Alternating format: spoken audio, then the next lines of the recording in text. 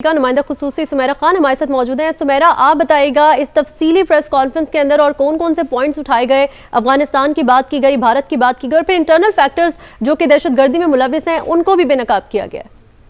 देखिए, इसके अंदर जहां तक मैं इस पूरी एक तवील वो ब्रीफिंग थी जो कि काउंटर टेररिज्म की जितनी पाकिस्तान की एफर्ट है उसमें, और उसमें बहुत नुमाया नुकात ये थे कि इस तमाम तर काउंटर स्ट्रैटेजी के हवाले से उन्होंने आगाह किया सबको कि इसमें बहुत सारी क्लैरिटीज जो हैं इस साल 2025 के दरमियान में आई हैं। और इस साल 2025 में न सिर्फ पाकिस्तान के अंदर बल्कि ग्लोबली दुनिया ने ये देखा कि पाकिस्तान जिन चीजों के ऊपर हंगामा बर्पा करता रहा है पास में, वो सच साबित हुई हैं। और उसका एक एक लफ्ज साबित हुआ है कि पाकिस्तान अपने स्टांस में अकेला था, मगर पाकिस्तान ने अपना ये केस बहुत मजबूती से तने तनहा लड़ा और अब पूरी दुनिया उसके ऊपर गवाह बन चुकी है कि पाकिस्तान के जो नेबरहुड है वो सारा प्रॉब्लम का जो एक मंबा है मुसीबतों का और तकलीफों का, और खास तौर पे दहशतगर्दी की तरफ इशारतन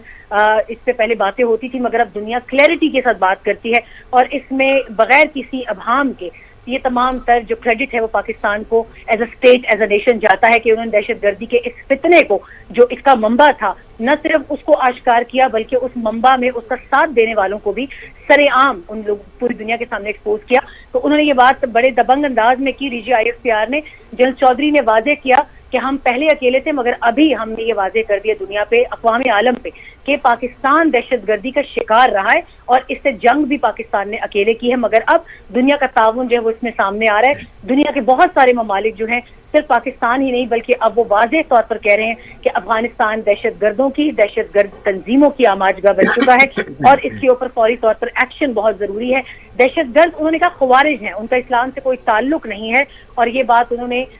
फील्ड मार्शल और chief of defence forces Syed Asim Munir की एक वीडियो भी प्ले की जो उन्होंने जनवरी 2023 में पुलिस लाइन पर जब एक अटैक हुआ, अंदोहनाक वाकया था वो, एक मस्जिद के ऊपर नमाजियों पर वो दहशतगर्दों का हमला था, फितनौल ख्वारिज का। वहां उन्होंने खैबर पख्तूनख्वा की पुलिस से बात करते हुए उनको वाज़ेह किया कि आप दहशतगर्दों के खिलाफ और आप खारजियों के खिलाफ लड़ रहे हैं जिनके मुतालिक अल्लाह ताला का हुक्म है कि ये जमीन पर फसाद बर्पा करने आए हैं और ये तुम्हें जहां मिले इन्हें कत्ल करो, इनको फांसी दो और इनके हाथों पैरों को मुख्तलिफ डायरेक्शंस में काट कर इनको डिसमेंबर करके मारो। और ये सिर्फ दुनिया का इनका अजाब नहीं है, यहाँ भी इनकी ये सजा है और आखिरत में भी इनको इससे बड़ा जो है वो अजाब इनका मुंतजर है। ये उन्होंने बड़े वाज़ेह तौर पे रिलीजियस पॉइंट ऑफ व्यू के हवाले से क्लियर किया कि फितनौल ख्वारिज और फितनौल हिंदुस्तान का पाकिस्तान या बलूचिस्तान से कोई ताल्लुक नहीं है, ख्वारिज का बलूचिस्तान और बलूचिस्तानियत से भी कोई ताल्लुक नहीं है। खैबर पख्तूनख्वा में 14,658 इंटेलिजेंस बेस्ड ऑपरेशन हुए,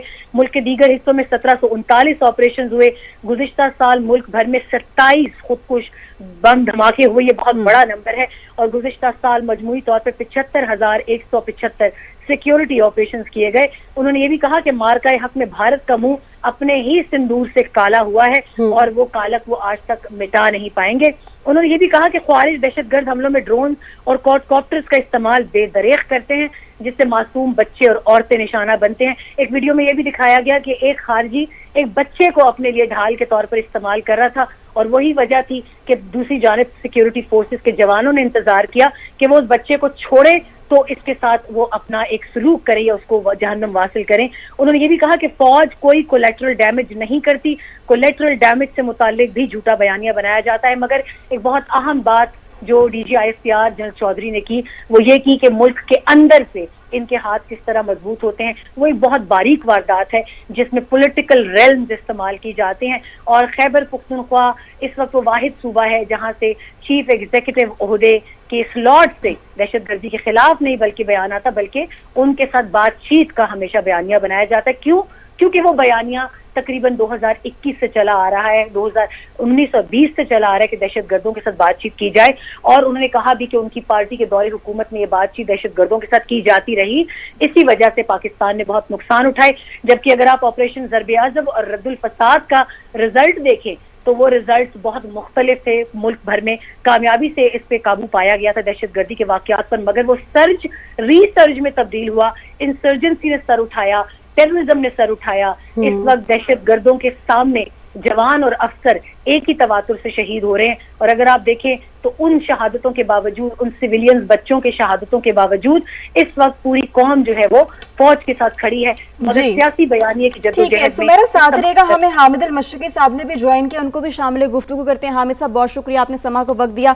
हामिद साहब, बड़ी अहम नौयत की गुफ्तगू की गई है, DGISPR की जानिब से बहुत ही वाज़ेह पैगाम दिया गया है, जिसमें उन्होंने ये भी कहा कि अफगानिस्तान की जानिब से जो कुछ हो रहा है वो भी सबके सामने है, और इंडिया की जानिब से जो कुछ हो रहा है वो भी सबके सामने शवाहिद मौजूद हैं। अच्छा, इसमें ना एक और बड़ा अहम पॉइंट उन्होंने कहा कि अफगानिस्तान में छोड़ा गया असलहा दहशतगर्दी के लिए इस्तेमाल हो रहा है। तो हामिद साहब, आप क्या समझते हैं कि जब अमेरिका का इनखला हुआ अफगानिस्तान से, उसके बाद वहां पर एक पावर वैक्यूम क्रिएट हुआ जिसे अफगानिस्तान ने एक्सप्लॉइट किया, लेकिन अब मजीद ये ऐसे चल नहीं सकता है, क्या कहेंगे आप इस हवाले से?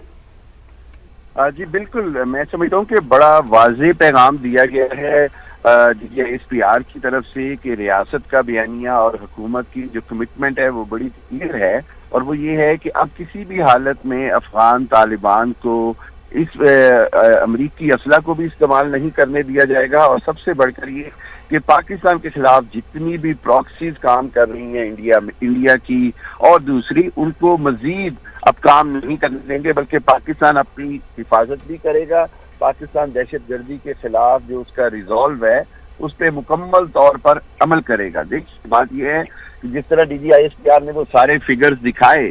कि कितने हजारों हमारे जो जवान हैं और सिविलियन हैं उनकी शहादतें हुई हैं, ये सब के बाद पाकिस्तान किसी भी हालत में अब अफगानिस्तान की जो तालिबान गवर्नमेंट है उसको कोई मजीद हम गुंजाइश नहीं दे सकते कि वो TTP के खिलाफ कार्रवाई में कोई भी हिचकिचाहट करें। अगर वो करेंगे तो पाकिस्तान का बयानिया बड़ा वाज़ेह है कि हम चाहे हमें उनके ठिकानों पर हमला करना पड़े उनको, क्योंकि पाकिस्तान का एक ही मुतालबा है अफगानिस्तान की रिजीम से, और वो ये कि जी आप पाकिस्तान के अंदर जो दहशतगर्दी है अफगानिस्तान के रास्ते उसको आप ख़त्म करें, अदरवाइज पाकिस्तान खुद कार्रवाई करेगा। मेरा ख्याल है हमारे पास मुकम्मल तौर पर इखलाकी और कानूनी जवाज़ है इस बात का कि हम अपनी सरहदों की हिफाजत करें,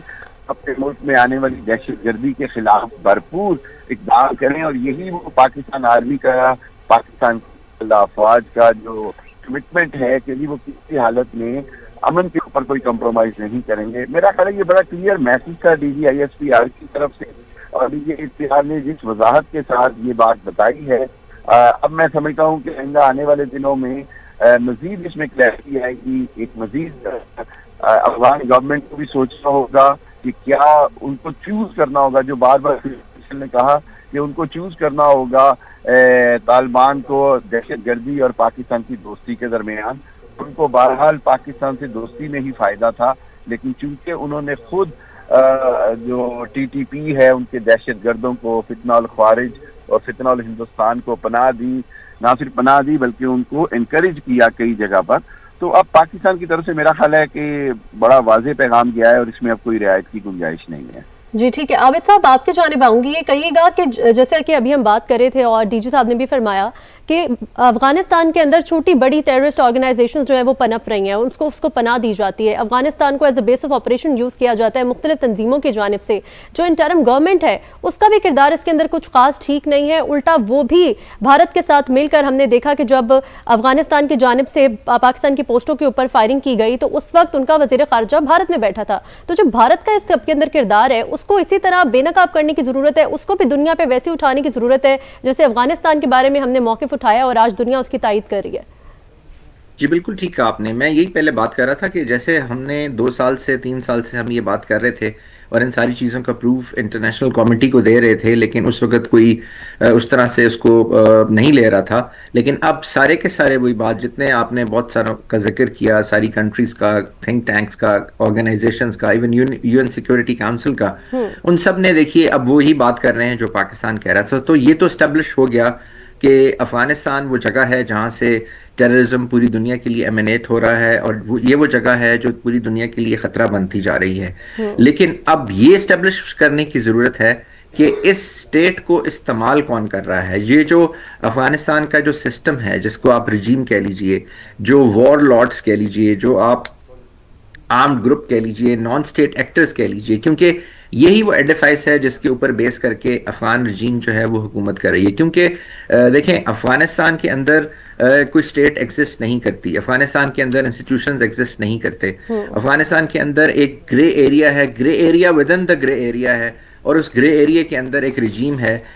جو کہ یہ کہہ کے آئی تھی, ڈفرینٹ وعدے کر کے آئی تھی انٹرنیشنل کولیشن فورسز کے ساتھ, اور ان وعدوں پہ اس لیے وہ پورا نہیں اتر رہی کیونکہ کسی بھی جو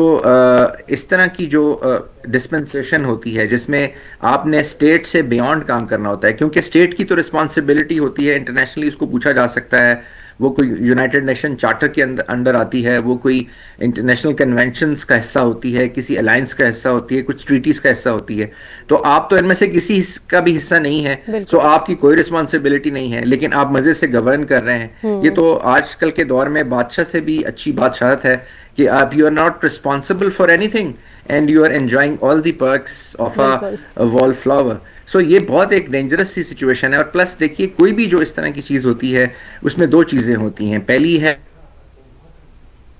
جی